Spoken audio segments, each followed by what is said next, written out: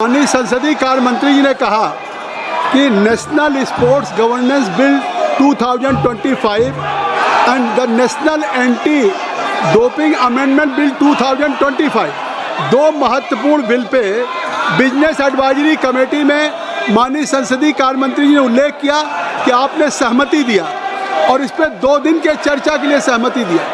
एक तरफ जब भारत सरकार 129 सालों में पहली बार 2036 के ओलंपिक के लिए बिड करने जा रही है, तो देश के खिलाड़ियों के लिए, देश के खेल के लिए इससे महत्वपूर्ण बिल कोई हो नहीं सकता। देखिए, जो ये बिल जिस भावना के साथ लाया गया है, जिस तैयारी के साथ सरकार लेके आई है, उनको ये लगता है कि इस खेल बिल से जो कानून का रूप इसको मिल चुका है अब, तो ये आमूलचूल परिवर्तन भारतीय खेल के अंदर लाएगा।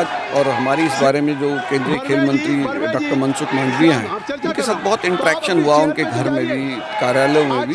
तो ये मुझे समझ में आया कि मंत्री जी को ये उनके दिमाग में ये बात बैठ गई और भारतीय खिलाड़ी भी गौरवमयी प्रदर्शन करेंगे। अच्छे प्रदर्शन अभी भी हो रहे हैं। अभी तक होता क्या था कि स्पोर्ट्स कोड चल रहा था, खेल नीति के हिसाब से काम हो रहा था, तो उसमें जाके किसी भी मामले में हाई कोर्ट से आप कहीं से भी एक स्टे ऑर्डर ले आते थे, चीज़ें वहाँ पर रुक जाती थी। खेल फेडरेशनों में इतने लड़ाई झगड़े चल रहे थे, तो अब ये चीज़ें खत्म हो गई। अभी तक सज़ा नहीं थी, लेकिन अब उसको ये कानून है, तो आप सज़ा के भागीदार बनेंगे। तो खेल फेडरेशनों में जब वक्त पर चुनाव होंगे, अपना टेन्योर पूरा होने के बाद जो पदाधिकारी हैं वो उस पद को छोड़ेंगे, दूसरे लोग आएंगे, तो उससे जो एक मोनोपोली चली आ रही थी चंद लोगों की, वो खत्म होगी। तो ये कानून आपको कहाँ तक अच्छा लगता, मतलब आप खुश हैं इस कानून से? देखिए, मेरे को तो खुशी है कि कागजों में तो चीज़ें बहुत अच्छी लगती हैं। जैसे मैंने कहा कि कानून का इम्प्लीमेंटेशन कैसा होगा, वो सबसे महत्वपूर्ण बात है कि जो भी फेडरेशन है, जो भी व्यक्ति इस खेल से जुड़ा हुआ अगर गड़बड़ी करता है, अगर उसको तुरंत सज़ा नहीं मिली, या जैसे मैंने एक सवाल किया था मंत्री जी से, मनसुख मांडविया जी से, कि खेल जो ट्रिब्यूनल है इसमें सज़ा का प्रावधान है कि कुछ ही महीनों में इसमें हो जाएगा फैसला, लेकिन वो कुछ महीने कितने होंगे ये मैंने स्पेशली पूछा था, तो वो इस चीज़ को बताने में मतलब अभी श्योर नहीं थे कि भाई कितने महीनों में होगा। मतलब पूरा सलाह मशवरा करके ये कानून बना, बहुत ज़बरदस्त सलाह मशवरा करके हर लेवल के लोगों के साथ ये बना है। नाराज़गी देखिए फिर भी होगी। उसी तरह से देखा जा सकता है खेलों के लिए एक देश एक कानून। एक कानून, बिल्कुल एक देश एक कानून सबके लिए रहेगा, यूनिफॉर्मिटी। और सबको संदेह था पहले कि बीसीसीआई इसके अंडर आएगी कि नहीं आएगी, तो बीसीसीआई को ले लिया। बीसीसीआई को आरटीआई के मामले में फाइनेंशियली चीज़ों पे इसलिए छूट दी गई है कि बीसीसीआई। नमस्कार, मैं हूं हेमंत पांडे, आप देख रहे हैं जर्नलिस्ट इंडिया। मेरे साथ खेल जर्नलिस्ट राकेश थपरियाल जी हैं और इनसे जानेंगे कि जो सर, सबसे पहले आपका स्वागत है जर्नलिस्ट इंडिया पर। धन्यवाद सर, जो नया खेल बिल पास हुआ है उससे भारत के खेलों में क्या बदलाव होगा? देखिए, जो ये बिल जिस भावना के साथ लाया गया है, जिस तैयारी के साथ सरकार लेके आई है, उनको ये लगता है कि इस खेल बिल से जो कानून का रूप इसको मिल चुका है अब, तो ये आमूलचूल परिवर्तन भारतीय खेल के अंदर लाएगा। जो भारतीय खेल के अंदर विसंगतियां हैं, और हमारी इस बारे में जो केंद्रीय खेल मंत्री डॉक्टर मनसुख मांडविया हैं, उनके साथ बहुत इंटरेक्शन हुआ, उनके घर में भी, कार्यालयों में भी। तो ये मुझे समझ में आया कि मंत्री जी को ये उनके दिमाग में ये बात बैठ गई कि भारत में जो खेल महासंघ हैं, इनको अगर नियंत्रित कर लिया जाए, इनकी सफाई कर दी जाए, इनको साफ़ सुथरा बना दिया जाए, तो भारतीय खेल ऊपर जाएगा, तरक्की करेगा और भारतीय खिलाड़ी भी गौरवमयी प्रदर्शन करेंगे। अच्छे प्रदर्शन अभी भी हो रहे हैं, लेकिन ये जो बिल अब कानून की शक्ल इसको मिल चुकी है, इससे जो फेडरेशन के जो चुनाव समय पर होंगे, उनके भी होंगी कानून के अंदर, वो आपकी बाध्यता हैं। अभी तक होता क्या था कि स्पोर्ट्स कोड चल रहा था, खेल नीति के हिसाब से काम हो रहा था, तो उसमें जाके किसी भी मामले में हाई कोर्ट से आप कहीं से भी एक स्टे ऑर्डर ले आते थे, चीज़ें वहाँ पर रुक जाती थी। खेल फेडरेशनों में इतने लड़ाई झगड़े चल रहे थे, तो अब ये चीज़ें ख़त्म हो गई। अब वो कानून का रूप है कि अगर किसी फेडरेशन में चुनाव होना है तो भाई होना है। और चुनाव की बात बताऊं कि उसके लिए एक पूरा बोर्ड बनाया गया है इस खेल बिल के अंदर। जो नया कानून है उसके तहत जो चुनाव में ऑब्जर्वर होगा, केंद्रीय खेल मंत्रालय का ऑब्जर्वर वहाँ पर जाएगा, और एक कुछ चुनिंदा लोग होंगे जो उसको देखेंगे चुनाव की प्रक्रिया आपकी ठीक है या नहीं है, और जो उसको नहीं मानेगा वो सज़ा का भागीदार होगा। अभी तक सज़ा नहीं थी, लेकिन अब उसको ये कानून है, तो आप सज़ा के भागीदार बनेंगे।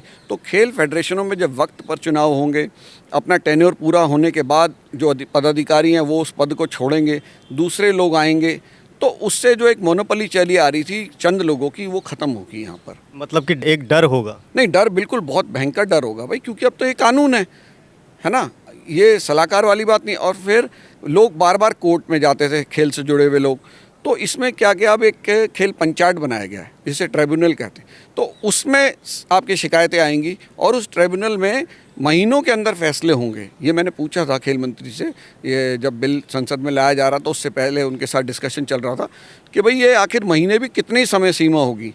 तो उन्होंने कहा अभी कुछ महीने हैं, कुछ महीने तो खैर 24 भी हो सकते हैं, 56 भी हो सकते हैं, 60 महीने भी हो सकते हैं, लेकिन यह है कि जल्दी होगा।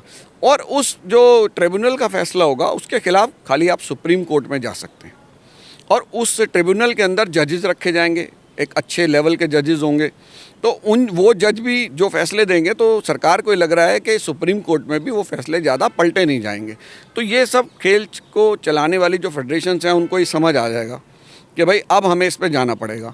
एक बड़ा मुद्दा था, क्या बीसीसीआई इसके अंडर है? बिल्कुल बीसीसीआई इसके अंडर है, लेकिन एक अमेंडमेंट पार्लियामेंट में जब ये रखा गया बिल, तो एक अमेंडमेंट आई, उसमें ये किया गया कि भाई बीसीसीआई जो है वो आरटीआई के अंदर आएगी, बाकी सारे पहलुओं पे, सिर्फ जो पैसे का हिसाब किताब है उसमें नहीं आएगी, उसमें थोड़ा सा अलग किया गया है। तो सारी खेल फेडरेशन आरटीआई के अंदर आएंगी, जो भी आपने पूछना है तो आपको जवाब मिलेगा पब्लिक को। और जो सिलेक्शन होगी वो जो मंत्री जी ने बताया था कि वो इन कैमरा होगी, मतलब हर चीज़ की रिकॉर्डिंग होगी, अब कोई ऐसी चीज़ें नहीं चल पाएंगी। तो ये एक बहुत अच्छी चीज़ है, जैसा बताया गया, बड़ी मेहनत करके बनाया गया। हम भी इसमें जो है बड़े प्रभावित हैं भाई इसके साथ। लेकिन ये किस तरीके से काम करता है ये कानून, क्योंकि देखिए कानून होना एक अलग बात है, लेकिन कानून को लागू कर पाना है ना, और उस कानून का कितना सम्मान लोग करते हैं, वो यहाँ पर देखने वाली बात होगी। लेकिन निश्चित रूप से जो खेल प्रशासन है हमारा, उसके ऊपर तो बहुत फ़र्क आएगा, और कानूनी बाध्यताएँ अब हो गई हैं, तो निश्चित रूप से इसका बड़ा अच्छा असर देखने को मिलेगा। सर एक सवाल पूछना चाहूँगा कि जैसे पिछले दिनों पहलवानों वाला मसला आया था देश के सामने, अगर तब ये खेल कानून होता तो आप कैसे देखते हैं? देखिए, तब ये अगर खेल कानून होता तो सीधा वो खेल पंचायत में वो मामला जाता, और वहाँ पर वो जज बैठेंगे, जो जज होते हैं वो इस चीज़ का फैसला करते थे, दूध का दूध पानी का पानी, जल्दी हो जाता, ज़्यादा इतना सब करना नहीं पड़ता, इतने धरने प्रदर्शन नहीं यहाँ पर करने पड़ती। खेल मंत्रालय और जो रेसलर्स के बीच बातचीतों के दौर पे दौर चल रहे थे, नए नए मोड़ आ रहे थे, वो सब चीज़ें नहीं होती। वो ट्रिब्यूनल में होती। हाँ, ट्रिब्यूनल में सबसे बड़ी बात है कि जो वकील होंगे वो भी खेल के विशेषज्ञ होंगे, जो जजेस होंगे वो भी खेल के विशेषज्ञ, नहीं भी होंगे तो वो हो जाएंगे, क्योंकि वो खाली उसी को डील करेंगे। तो उन्हें हर फेडरेशन के अलग अलग जो संविधान होता है उसकी तरफ जाने की ज़रूरत नहीं है। अब तो जो खेल कानून में चीज़ें लिखी गई हैं उसके हिसाब से फेडरेशनों को चलना पड़ेगा, और फेडरेशन उसके हिसाब से नहीं चलेंगी तो जजेज उसमें उनकी आपकी कमियां निकाल देंगे कि भाई आप इस हिसाब से नहीं चले, आप इस हिसाब से नहीं चले। तो अब खेल फेडरेशनों में जो लंबे समय तक लोग कब्जा करते थे वो नहीं हो पाएगा। खिलाड़ियों को न्याय भी जल्दी मिलेगा। मान लो किसी की सिलेक्शन नहीं हो पाती, उसे अपनी सिलेक्शन के ऊपर ऑब्जेक्शन है, तो वो सीधा से खेल ट्रिब्यूनल में जा सकता है, वहाँ जाके अपनी अपील करेगा कि भाई मैंने ये प्रदर्शन किया लेकिन मेरा सिलेक्शन नहीं हुआ, तो वो तुरंत उस चीज़ को देखा जाएगा। और जो फेडरेशनों के चुनाव कराने के लिए भी वो एक ऐसा एक बोर्ड बनाया गया है, जो वो बोर्ड वो सारी चीज़ें आपको देखेगा। तो शुरू में हो सकता है थोड़ी सी दिक्कतें आएंगी, फेडरेशनों को भी समझने में दिक्कत आएगी, लेकिन धीरे धीरे मुझे लगता है कि बहुत जल्द तस्वीर साफ़ होगी और एक अच्छा माहौल जो है मिलेगा। खिलाड़ियों में तो बड़ा उत्साह है इसको लेके कि भाई चलो एक अच्छी पॉजिटिव चीज़ है, क्योंकि खिलाड़ियों को तमाम कई अधिकारी फेडरेशनों के कठपुतलियों की तरह नचाते हैं, वो चीज़ें ख़त्म होंगी। और जो खेल मंत्रालय का सख्ती, या यूँ कहा जाए कि देखिए जैसे आजकल तमाम जो खेल फेडरेशन है उनमें भारतीय जनता पार्टी के जुड़े हुए जो लोग हैं वो अध्यक्ष, महासचिव वगैरह पदों पर हैं, तो एक इंटरेस्टिंग चीज़ है कि खेल मंत्रालय भी उनसे थोड़ा सा परेशान है, लेकिन परेशान है पर उनके खिलाफ कोई कार्रवाई नहीं कर पाता। एक दबाव है, अपने लोग हैं, नहीं अपने लोग हैं और काम वो सही कर नहीं रहे, ठीक है ना। तो अब ये जो बाध्यता आ जाएगी, कानून की बाध्यता है यहाँ पर, तो ये सबके ऊपर लागू होगी। और सारी फेडरेशन अब इसको स्टडी कर रही हैं, बहुत डीपली स्टडी कर रही हैं कि ताकि हम भी इसके हिसाब से ही करना है, क्योंकि इसमें सज़ा का प्रावधान है, इसमें आप छूटेंगे नहीं, आपको ट्राइब्यूनल से एकदम सज़ा मिल जाएगी और उसके बाद सीधा फिर सुप्रीम कोर्ट पर अपील होगी।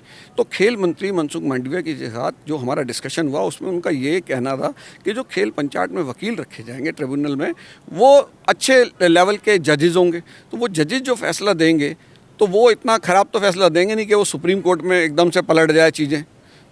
तो ये सबको समझना होगा। तो अब लोग डरेंगे, कि सारी चीज़ें ट्रिब्यूनल में जाएंगी और तुरंत फैसला होगा। अब वो लंबा जो चलता था प्रोसेस के 2-2 3-3 साल तक चल रहा है, वो चीज़ें नहीं देखने को मिलेंगी। सर आपने 2 दशक से खेल की रिपोर्टिंग की है, देश दुनिया में आप गए हैं, तो ये कानून आपको कहाँ तक अच्छा लगता, मतलब आप खुश हैं इस कानून से? देखिए, मेरे को तो खुशी है कि कागज़ों में तो चीज़ें बहुत अच्छी लगती है। जैसे मैंने कहा कि कानून का इम्प्लीमेंटेशन कैसा होगा, वो सबसे महत्वपूर्ण बात है कि जो भी फेडरेशन है, जो भी व्यक्ति इस खेल से जुड़ा हुआ अगर गड़बड़ी करता है, अगर उसको तुरंत सज़ा नहीं मिली, या जैसे मैंने एक सवाल किया था मंत्री जी से, मनसुख मांडविया जी से, कि खेल जो ट्रिब्यूनल है इसमें सज़ा का प्रावधान है कि कुछ ही महीनों में इसमें हो जाएगा फैसला, लेकिन वो कुछ महीने कितने होंगे, ये मैंने स्पेशली पूछा था।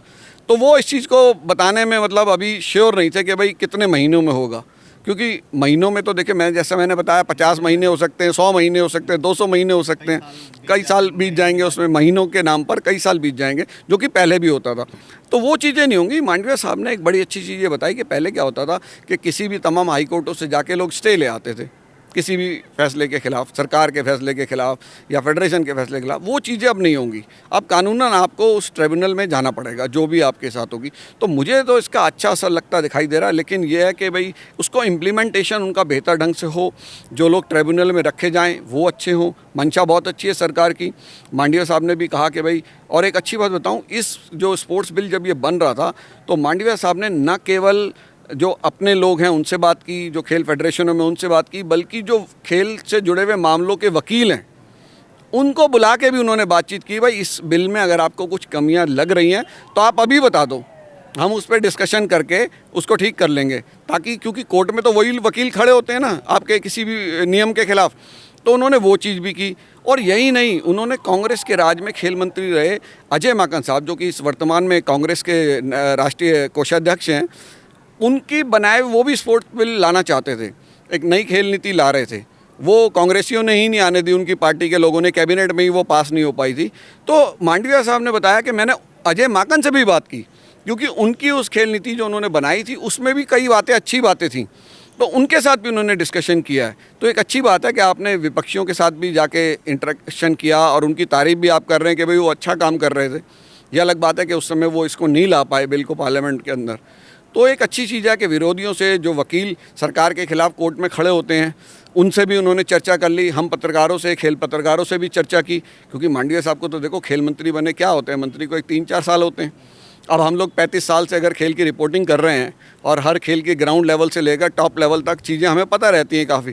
तो उन्होंने हमारे साथ भी कई दौर के डिस्कशंस किए, चीज़ें बताई, मैं क्या करना चाह रहा हूँ, वो जो हम चीज़ें कहते थे, हो सकता है बहुत सी चीज़ें उन्होंने उसको नोट भी की हों। मतलब पूरा सलाह मशवरा करके ये कानून बना हुआ है। बहुत ज़बरदस्त सलाह मशवरा करके हर लेवल के लोगों के साथ ये बना है। नाराज़गी देखिए फिर भी होगी, क्योंकि सख्ती को कोई नहीं चाहता, लेकिन अब वो सख्ती तो भैया कानून है देश का, तो वो तो सबको मानना ही पड़ेगा और पूरे देश में एक कानून चलेगा। हालांकि मैं बता दूं, खेल जो है ना वो राज्यों का विषय है और ये केंद्र सरकार का कानून है, तो ये कानून सबको मानना पड़ेगा।